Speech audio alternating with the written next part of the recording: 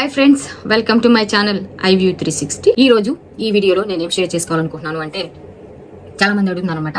ప్రస్తుతం ట్రంప్ వచ్చిన తర్వాత ఎవరైనా స్టూడెంట్స్ ఇండియా నుండి అమెరికాకి రావాలనుకుంటున్న వాళ్ళు ఇక్కడ పరిస్థితులు ఎలా ఉన్నాయి, ఎలా ప్రిపేర్ అయ్యి రావాలి, ఇక్కడికి రావాలంటే ఎలా ఏమేమి ఇండియాలో మేము ప్రిపేర్ అయ్యి రావాలి, ఇక్కడికి రావాలంటే ఇక్కడికి వచ్చిన తర్వాత పరిస్థితులు ఎలా ఉంటాయి, కాలేజీలో ఎలా ఉంటాయి అనేసి అడుగుతున్నారు అనమాట కామెంట్ సెక్షన్లో. సరే అని చెప్పి దాని మీద ఒక వీడియో చేద్దామని ఈ వీడియో చేస్తున్నానండి. ఎవరైనా నా ఛానల్ మీరు ఫస్ట్ టైం మీరు చూస్తున్నట్లయితే నా ఛానల్కి సబ్స్క్రైబ్ చేయండి, లైక్ చేయండి, అలాగే షేర్ చేయండి. అట్లాగే మీరు లైక్ చేసి షేర్ చేసినందువల్ల ఇక్కడ వేరే వాళ్ళకి వీడియో ఎవరికైనా యూస్ఫుల్గా ఉంటుంది అనుకుంటే వాళ్ళకి ఈ వీడియో చేరుతుంది. అంతేకాకుండా ఇంకా మాకు మోటివేటివ్గా ఉంటుంది ఎక్కువ ఇన్ఫర్మేషన్ మీకు ఇవ్వడానికి కోసం అని చెప్పి. అట్లాగే మీకు ఏమైనా క్వశ్చన్స్ ఉన్నా కానీ మీరు కామెంట్ సెక్షన్లో కామెంట్ చేసినట్లయితే మళ్ళీ దాని మీద నేను ఇంకొక వీడియో చేయడానికి కూడా అవకాశం ఉంటుంది అనమాట. అందుకోసం అని చెప్పని వీడియోని ఫస్ట్ నుంచి లాస్ట్ వరకు స్కిప్ చేయకుండా చూడండి. అలాగే ఎవరికైనా యూస్ఫుల్గా ఉంటుంది అనుకుంటే షేర్ చేయండి. సరేనండి, టాపిక్లోకి వెళ్ళిపోదాము. ఎవరైనా ఇండియా నుండి అమెరికాకి రావాలి అని అనుకుంటే అసలు వేరే కంట్రీస్కి వెళ్ళాలి చదువుకోవాలి అనుకునే వాళ్ళలో 3 డిఫరెంట్ టైప్స్ ఉంటారు అనమాట.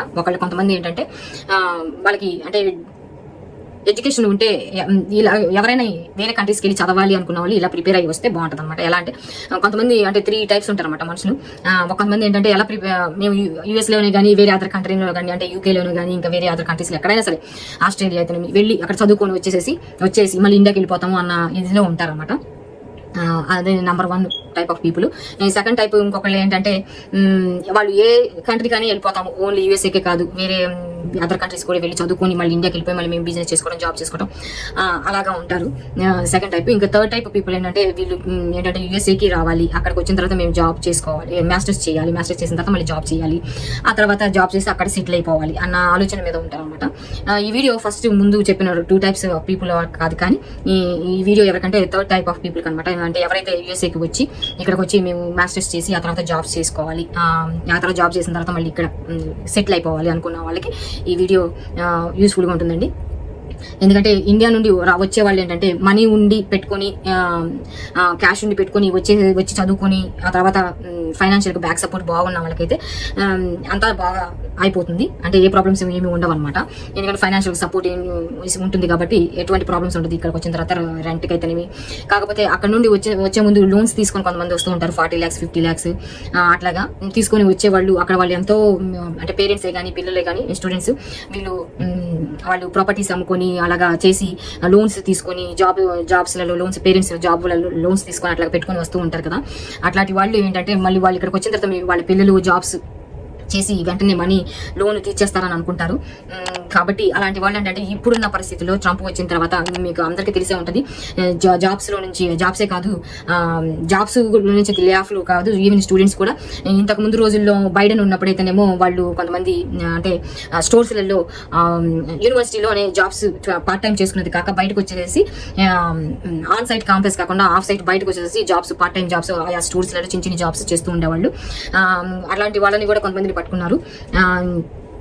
డిపోర్ట్ చేయడము జరుగుతుంది. కాబట్టి అలాంటివి అవ్వకుండా ఉండాలి అని అంటే ఇప్పుడు మాస్టర్స్ అయిపోయిన తర్వాత స్టూడెంట్స్కి మాస్టర్స్కి వచ్చిన తర్వాత ఇక్కడ ఆన్ సైట్ క్యాంపస్లో జాబ్స్ ఉంటాయి కదా, అవి ఏంటంటే అవి పార్ట్ టైం జాబ్స్ అనమాట. అవి 20 hours మాత్రమే ఉంటుందన్నమాట వాళ్ళకి వచ్చిన తర్వాత.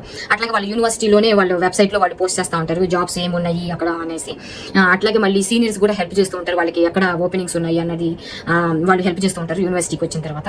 కాకపోతే ఇవన్నీ చేసే ముందు ఏంటంటే ఫైనాన్షియల్గా మీరు అక్కడ లోన్స్ తీసుకొని ఇక్కడికి వచ్చిన తర్వాత ఏదైనా సరే లీగల్ గా వచ్చేది ఏంటంటే మీకు 20 hours వరకు మాత్రమే మీకు పర్మిషన్ ఉంటుంది ఆన్ సైట్ లో మీ క్యాంపస్ లో మీరు వర్క్ చేసుకోవడానికి. అవి కూడా చిన్న జాబ్స్ అనమాట. అవి ఏంటంటే కొన్ని మెన్షన్ చేస్తాను నేను. Library assistant, teaching assistant, campus tour guide, dining hall staff, అలాగే ఫ్రంట్ డెస్క్ అసిస్టెంట్, అలాగే సోషల్ మీడియా అసిస్టెంట్, ఇంకా అట్లాంటి చిన్న జాబ్స్. ఓన్లీ ఇవన్నీ కూడా నేను ఆన్ సైట్ క్యాంపస్ లో ఉన్న జాబ్స్ మాత్రమే చిన్న నేను మెన్షన్ చేశాను.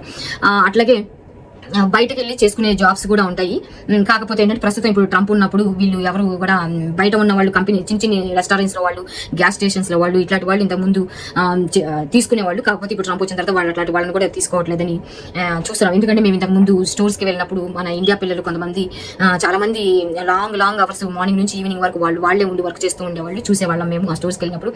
ఎప్పుడు వెళ్ళినా వాళ్ళే ఉండేవాళ్ళు. ఏంటి ఇలా ఉన్నారు అని అంటే వాళ్ళు చెప్తా ఉండేవాళ్ళు, మేము అంటే వాళ్ళు ఆన్లైన్ కోర్సెస్ ఇక్కడికి వచ్చిన తర్వాత మాస్టర్స్ అని అక్కడ నుండి ఇక్కడికి వచ్చి చెప్తారు కానీ అని చెప్పి వీసా అప్పుడు చెప్తారు. కానీ ఇక్కడికి వచ్చిన తర్వాత వాళ్ళకి ఎక్కడైనా ఒక చిన్న రెస్టారెంట్ లో జాబ్ దొరికిందంటే వాళ్ళు 12 hours అలాగే మార్నింగ్ నుంచి ఈవినింగ్ వరకు కాలేజీ కోర్స్ వదిలేసేసి మనీ కోసం అని చెప్పేసి అని ఇలా వర్క్ చేస్తూ ఉంటారు అనమాట. అలాగే మేము వెళ్ళినప్పుడు స్టోర్స్లో కొంతమందిని మేము చూసాము. అందుకోసం అని చెప్పేసి అని వాళ్ళు అవి ఆ కోర్సులు కాకుండా ఇవి సైడ్కి ఇవి జాబ్స్ ఎక్కువ ఫుల్ టైం దొరికిందంటే ఆ ఫుల్ టైం చేసేస్తారు. వీళ్ళు ఎడ్యుకేషన్ మీద ఫోకస్ కంటే కూడా ఈ జాబ్ మీద అంటే డబ్బులు అని చేసేసి ఇండియా నుండి వచ్చిన తీసుకున్న లోన్ తొందరగా తీర్చేయాలని అన్నట్లు చేస్తారు. కాకపోతే అంత తొందరగా ఈ లోన్ తీర్చడం అనేది కూడా కష్టం అవుతుంది అనమాట. ఎందుకంటే మీకు కష్టం అవుతుంది. అంతేకాకుండా ఈ లోపల మళ్ళీ మీకు స్కిల్ మీరు ఏదైతే మాస్టర్స్ కంప్లీట్ చేయాలనుకున్నారో అది కంప్లీట్ చేయలేకపోతే కూడా మీకు స్కిల్ అనేది తక్కువైపోతుంది, తక్కువైపు ఉంటుంది. అలాగే ఏంటంటే క్రెడిట్స్ తక్కువ అయిపోతాయి. ఎవరైతే మళ్ళీ ఇవి క్రెడిట్స్ కంప్లీట్ చేసుకొని ఉంటారో వీళ్ళు మెయిన్ జాబ్ కి రెడీ అయిపోతారు. మీరు మాత్రం జాబ్ ఈ పార్ట్ టైం జాబ్స్ చేసుకుంటూ తక్కువ శాలరీ తోటి మీరు ఎన్ని సంవత్సరాలు ఇది అంటే ఎడ్యుకేషన్ మీదనే ఆ వీసా మీదనే కంటిన్యూ అవుతూ అంటే ఒక్కొక్కసారి ఒక్కొక్క క్రెడిట్ అట్లాగా స్లోగా మీ క్రెడిట్స్ కంప్లీట్ చేసుకుంటూ వచ్చేసరికి మీ ఎడ్యుకేషన్ అయితే చాలా సంవత్సరాలు పడుతుంది. అలా చేస్తే ఈ లోపల గవర్నమెంట్స్ మారిపోయినాయి అంటే జాబ్స్ కూడా రావడం కష్టం అవుతుంది.